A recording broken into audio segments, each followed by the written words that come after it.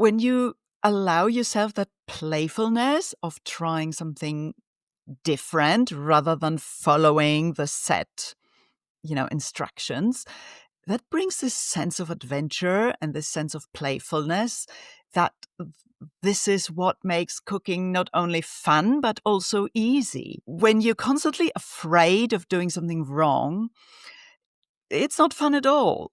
Yeah. So if you kind of learn to trust yourself and trust your senses, and I think a lot of what I teach is this permission to do it your own way.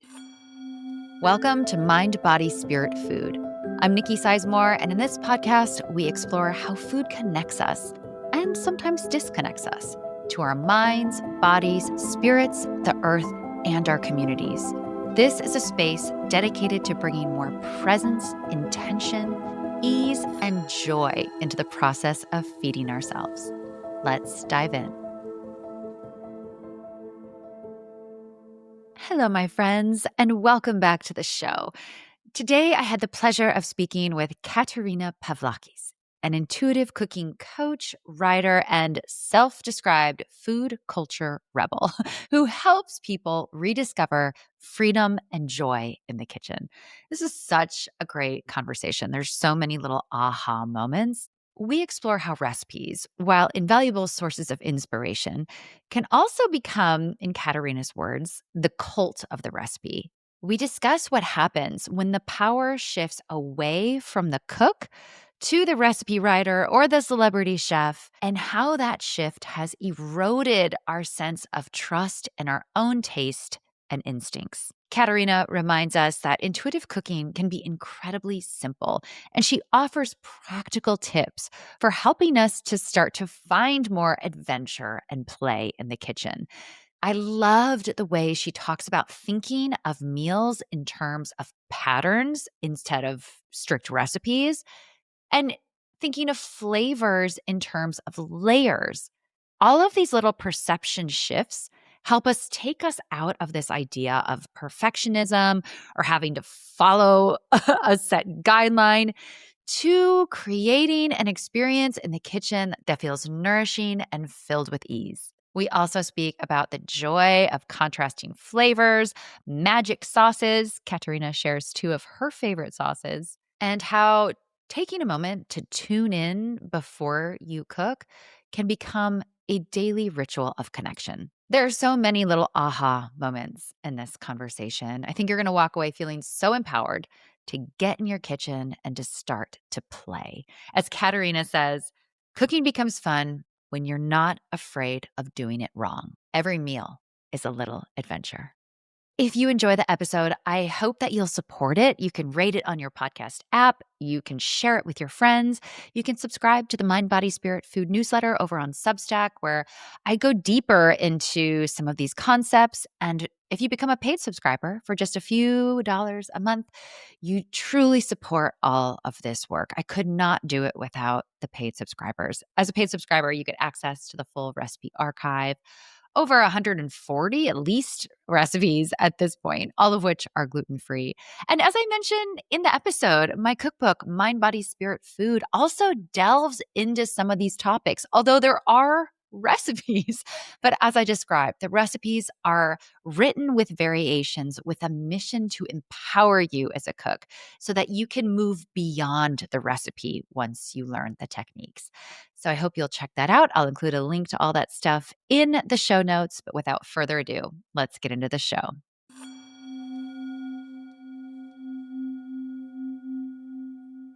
Well, welcome, Katerina. It is such a pleasure to have you on the show. Thank you so much for having me. I'm so excited to be talking to you. I can't wait to jump into today's topic, all about intuitive eating and the work that you do. But I'm going to start by asking you the first question that I ask all of my guests, and that is, what is your cultural upbringing and how has that influenced your relationship to food? Yeah, food was sort of really important in our house, but not in a sort of complicated way. So I grew up in Greece, but my mom was German. So, well, she is German.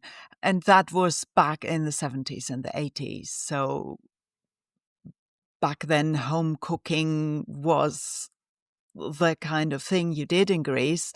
And even restaurants were like home kitchens. Back then you would Mm. walk into a restaurant kitchen and point at the pots you wanted to be served from. Wow. And so there was always a lot of cooking going on. But both my parents were working full time. So it wasn't, fussy cooking. But we all had this sort of sense of flavor as an adventure. And if we went to a restaurant, maybe for Sunday lunch with friends, we would always try to guess the ingredients. So Mm. this was our kind of family thing. And at the same time, I think because I was born into this culture clash between Greek and German culture, everything, not just food, there was also this sense that there is never a single way of doing things Mm. when it comes to cooking, because they could always be, my mum's way and my grandma's way and my dad's way. He was getting involved in cooking too. So I think that did play a role in how I ended up seeing cooking now that I'm an adult myself. It's so interesting that you said that there wasn't a single way of doing things, because to me that feels like freedom, because that feels like then anything is possible, and it probably left you without so much dogma, but maybe it well I was going to say maybe it helps you become more intuitive in the kitchen, but that is what you do now. Describe this journey. How did you become an intuitive cooking coach? And where did that passion start? Well, the passion for food was there all along. I actually remember that I cooked a 3-course meal for my family when I was 8. Mm. And we had this family joke that one day we would open a restaurant, all 4 of us. But, that was a joke. I don't think anybody took this ever seriously. And and I just grew up cooking like that. I think we all know a cook like that who just, throws in this and that, and Mhm. somehow out comes a lovely meal. And I never thought much about that. And when I moved to London in my 20s, I kind of suddenly was thrown into this cult of the recipe Mm. where it was all about recipes and cookbooks. And for a moment, I was like, ooh, if I can't follow a recipe, I must be a bad cook then. And that took a while to kind of reconcile myself that, okay, the way I cook is fine as it is. And Mm. again, I didn't think much about doing anything with it until I by, some sort of one of those things that happens in life. I never planned to be a shopkeeper, but for the last 9 years, I've been running a little whole food shop in our little local rural town in Wales. Yeah, I left London some time ago. Uh, and and that's when I noticed how people are constantly getting tripped up by recipes, and Mm. specifically by recipes demanding specific ingredients. People would come in and ask for certain ingredients, and I would automatically, find substitutes, Mhm. just, pulling them out of my mind. And and I think this is when I kind of started thinking, oh, maybe my way of cooking is worth sharing, because actually I'm not stressed about cooking every day. So, and I would love that for people, because it's that kind of stress and overwhelm that we have with everyday cooking specifically. I mean, cooking for the holidays or for a special occasion is a completely different kind of kettle of fish. But, it's that overwhelm that makes us not want to cook, that Yeah. makes us, you know, go for the frozen meals or the takeouts, and I think that is such a shame. What you're saying is so illuminating, because, I'm a recipe developer. I write recipes, and my hope is that people use them as a guideline and as a teaching tool, so that they can then feel empowered to cook from their intuition. But what I'm seeing now as you're talking is like we have what you described as this cult of the recipe, where we are inundated everywhere with recipes and with cookbooks. And I adore cookbooks. So, everything is true, right? But then on the flip side, We're also inundated with convenience food and ultra processed foods. And somewhere in the middle, we're like missing this piece in the middle. And in the middle, in that space, is creativity and flow and intuition. So it's not this need to have to follow a recipe to a T, which can be very stressful. I know it. I know that feeling. And maybe that's why I like to develop recipes, because I don't like to have to follow a recipe to a T. I love the creative process of developing a recipe or just playing in the kitchen. But there is this middle ground between that super structure of a recipe and then just not doing it at all and relying on convenience foods. But then in the middle, like the way you were talking about your childhood, this sense of simplicity, it can be simple, right? Making food doesn't have to be this complicated, measured, timed affair. My question for you is, how do you, when you work with the customers that you work with and with your clients, how do you help them to gain that confidence? What dishes would you have people start with where they can cook from the hip instead of being tethered to a recipe or to a structure? I always say start where you are. So it's not me who is going to say, well, this is the dish to start with. I would Hmm. say, what is a dish that you already feel comfortable cooking, that you enjoy cooking, that you've cooked many times? And how about playing with that one? Hmm. How about changing one little thing Yes. and notice what happens? Because it may be the same kind of dish, but whether you are adding a squeeze of lemon or a swirl of cream, completely changes the eating experience. So I encourage people to start where they are. It's not about Hmm. me giving you steps to follow, is you recognizing that what you're doing, you're already a better cook than you think. And this Yes. is something I very often hear from people. They listening to me and they say, oh yeah, but I'm already doing these things intuitively. Like, I've often think whatever, oh, it needs some lemon. Well, this is someone trusting their senses and deciding what to do next. And I think it's about that. And I think this is the thing about recipes. There's nothing wrong with recipes per se. And, I love cookbooks too. I've got loads of cookbooks. It's just that I can't follow a recipe for the life Yeah. of me. I love recipes for inspiration. Yeah. And it's not the fault of the recipe. It's, I think, this culture that has kind of sprung up around recipes, because recipes, 200 years ago used to be memory aids. Recipes used to be 3 or 4 lines. There wasn't all this very specific instructions. And I don't know where on the way recipes became the sort of end all and be all, which Hmm. kind of gives us this sort of, it's almost like a learned helplessness that unless Yeah. we get told by the recipe, we're like, ooh, but I don't know what to do now. And actually, all you need to do is trust your senses and notice. That is the other thing. You need to notice what's happening. Is it getting too Yeah. hot? Is it a bit too bland? Is it starting to burn? Is it too sour? These kind of things, Yeah. notice and then take action. It's not rocket science. I love that. Trust your senses, notice what's happening, and take action.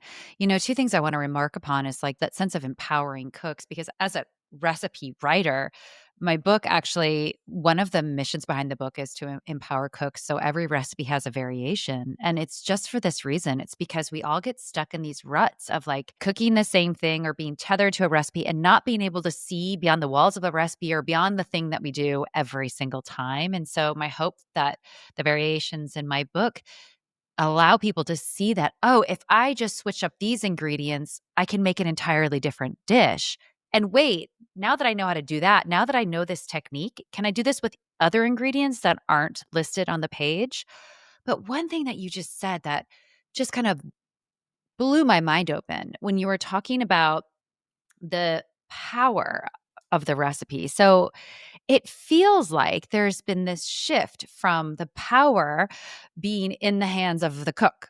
The cook is the one that's trusting his or her or their senses, their intuition, their taste buds, to a sense of the power being in the cookbook writer, to being this authority figure that you have to listen to and answer to. And that is like such a revelation for me because that's how it feels. I'm like, I want everyone to feel sovereign and free in the kitchen. I don't want to be beholden to this authority figure in a book. Maybe that's just my personality, but I know this is your personality too because you call yourself a food rebel. I wonder how celebrity chefs and this like idolization of recipe developers and chefs has played into this. What are your thoughts on this? I don't know where it started. Maybe this whole food industry marketing has something to do with it, that, they try to, like, cooking is an inconvenience.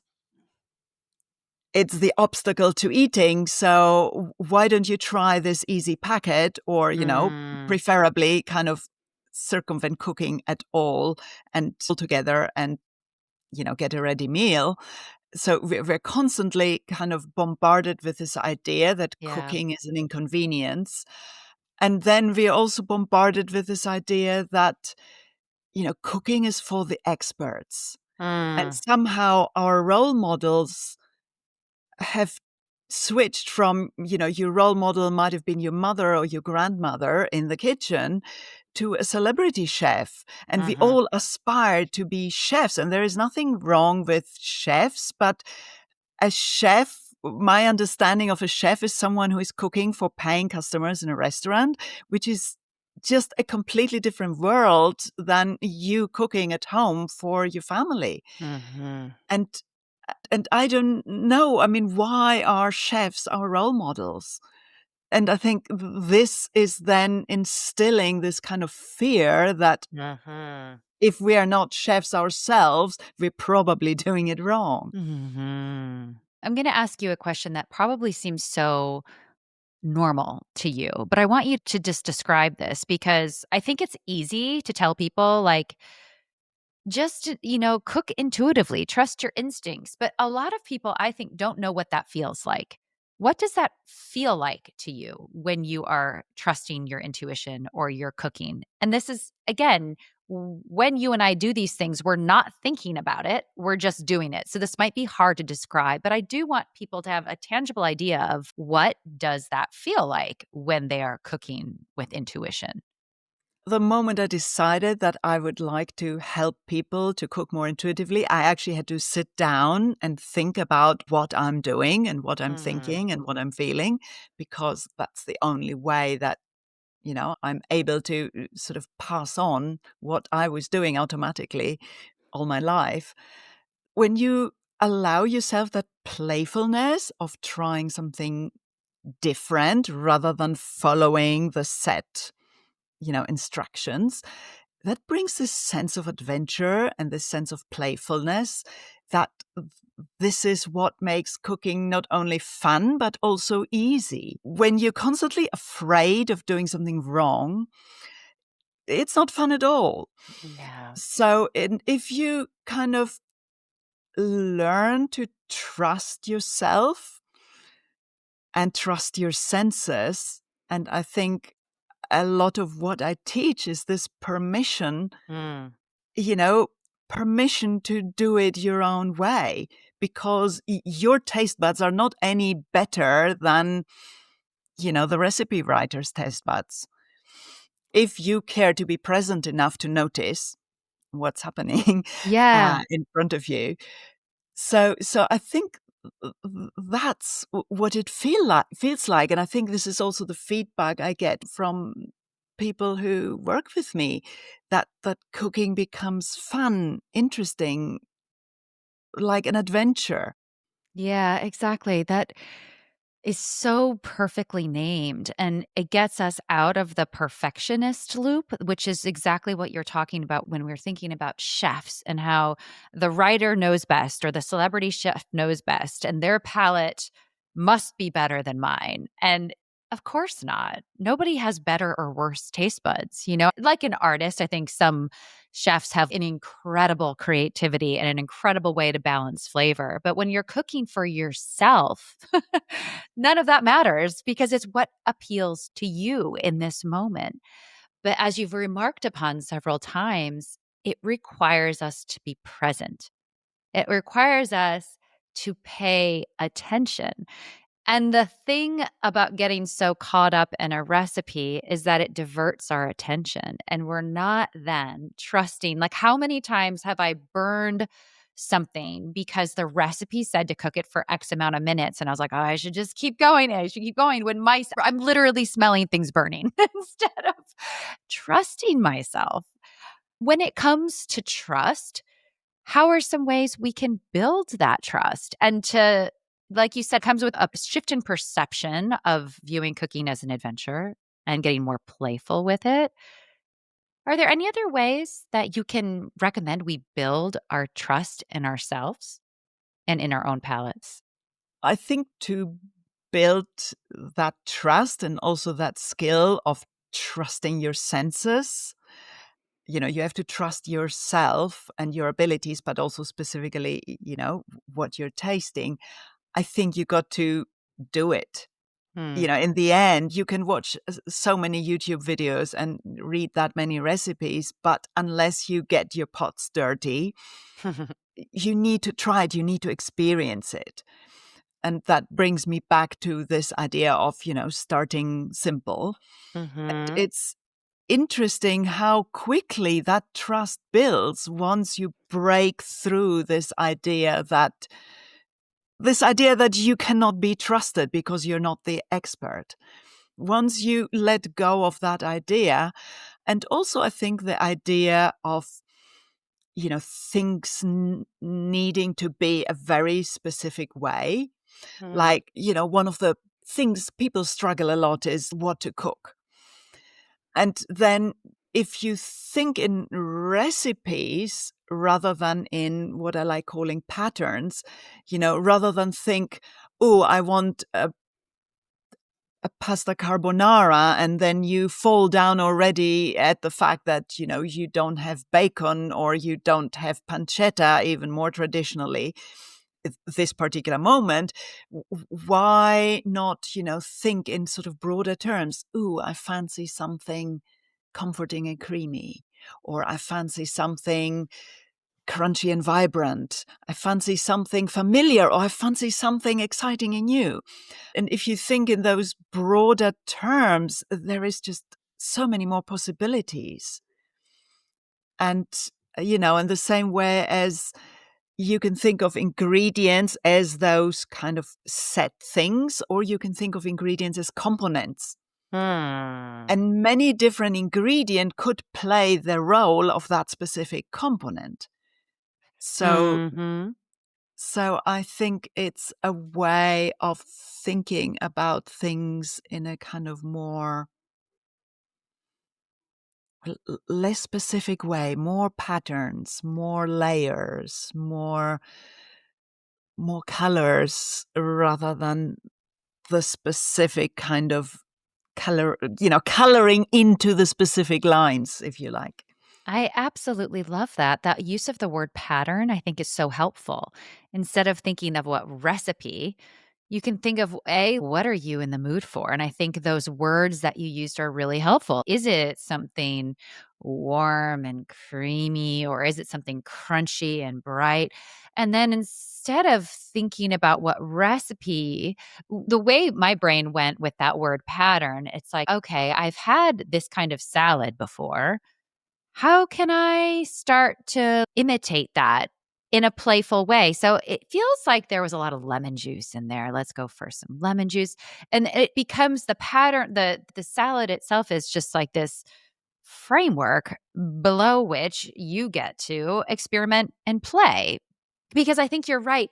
figuring out what you want is sometimes the hardest part. So if we can create that language within ourselves to not necessarily have to open a million cookbooks and find the perfect recipe, but instead, what is it that your body is craving in this moment? And do you have the components in your kitchen that can, come up with something that can satiate that? Simplify it. Simplify it.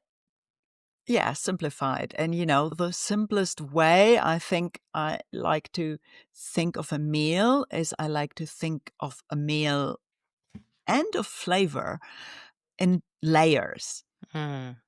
And I think, this is why, the vast majority of recipes, at least everyday recipes, is starting with, chop an onion, because that is your sort of background depth of flavor. None of these recipes is meant to be tasting of onion, but we're starting with the onion in order to build that kind of background depth of flavor where we then start building the next layer and the next layer.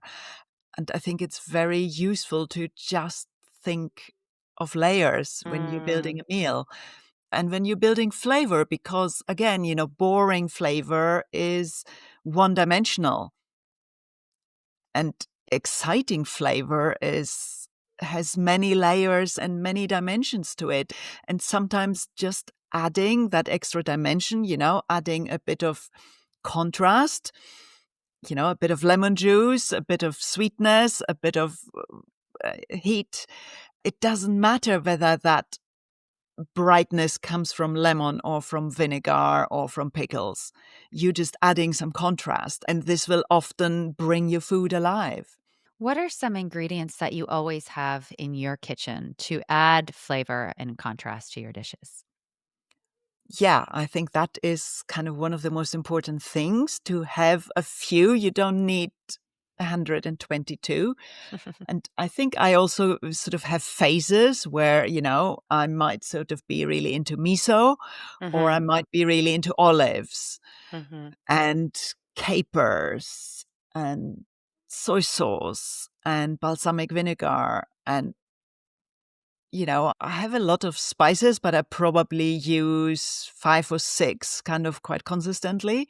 And again, I might be going through phases where, I don't know, there was a time where I discovered nigella seeds and the kind of very specific flavor they add. And I was sort of adding nigella seeds to a lot of things. And I don't know, then I had a fenugreek phase, because fenugreek has this sort of very savory kind of quality to it.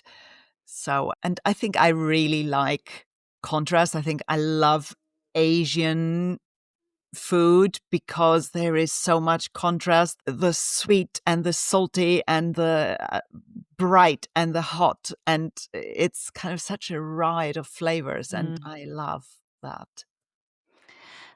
Are there any other tenets or structures? These aren't quite the right word, but if you make a dish, for me, often it's the toppings. If I make a soup or a stew or a bowl, I feel like an easy way to lend dynamism and vibrancy to a dish are with these toppings, and they can be fresh herbs or chopped nuts. Like you said, like chili flakes or hot sauce.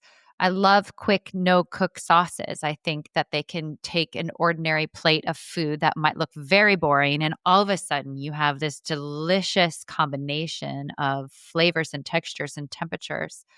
Anything within what I just named or anything outside of that that you use regularly or on occasion to give your dishes just that extra bit of flavor and that extra sparkle?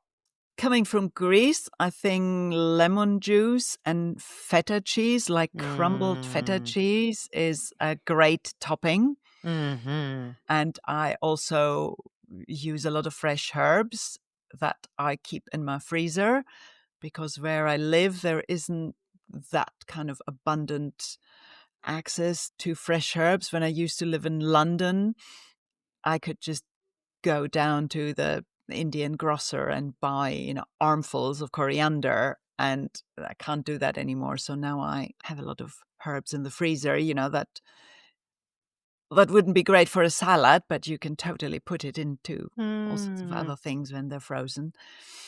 And as you said, sauces, you know, I like to call that magic sauce. I mean, exactly as you say, Mhm. no cook sauce, something blended like tahini, miso, and lemon juice.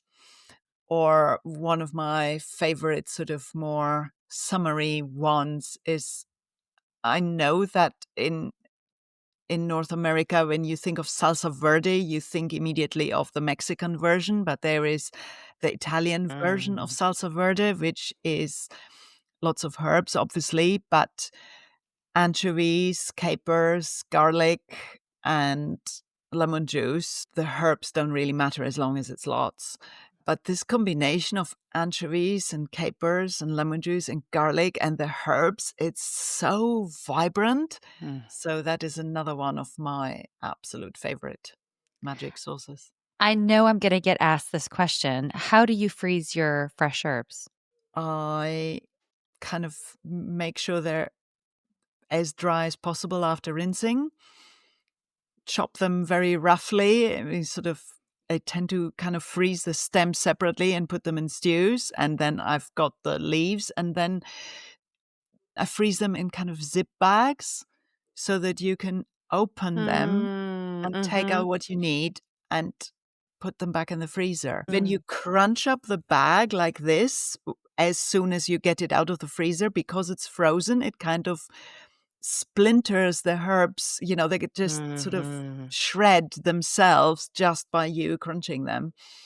Such a great tip. Do you have any rituals? And this doesn't have to be anything. The way I talk about ritual is it can be the simplest of things.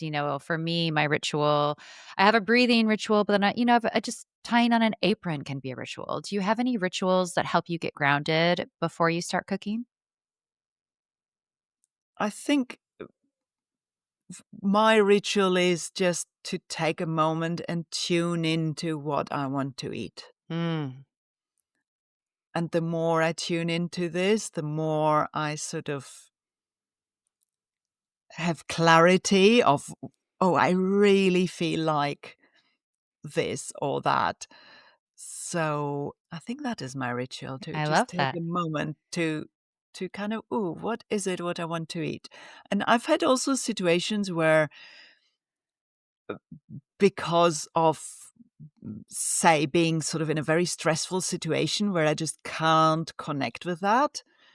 And I found that then connecting with my senses, with the taste, I don't know, I have salad dressings in jars because it's so easy to mix them in a jar. Just put my finger and have just a taste of a salad dressing that wakes up my taste buds. And then Mm. suddenly I'm able to actually connect a bit more to what I crave. So if you can't connect to your cravings, and if you're not used to that, this may be the case. It needs a bit of practice to just trust that, Mm. sort of activating your taste buds with something, anything. Yeah, because that idea of the ritual of tuning into what you want is a way of going inward and connecting to that intuition, which guides the cooking process.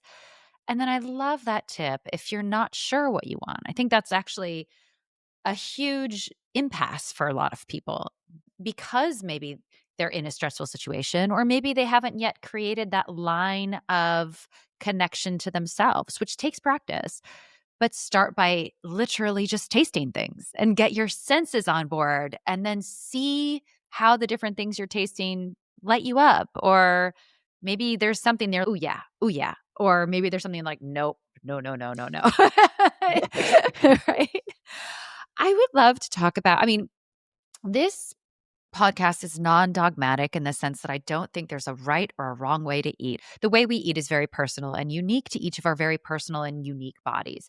That being said, I would love to hear your ideas on what does healthy mean to you? And by that, I mean the foods that support you so that you feel your best. I mean, I think where I always start is like, if you cooked it, it's healthy. Mm. And this is, I think, the rule that I kind of have for myself more and more that I want to eat things where either I've cooked it or I know who cooked it. So that is something. And otherwise, I sort of generally try to have a good variety of different. Mhm. Obviously, as I'm cooking things myself, what I eat is based on whole foods. Mhm. And I'm really trying to have a variety sort of through the seasons, through the day, but also like in my plate of food. Because when you're thinking of building your meal in layers, like, yes, I'm going to chuck that, stick of celery in. Why not? This Mhm. isn't traditional. This isn't what the recipe says, but I happen to have a stick of celery. I think this, would add a nice background flavor or a nice crunch if it's a salad or whatever. So I'm just going to stick that in. Or, so I'm also trying to add more things to my pot or plate.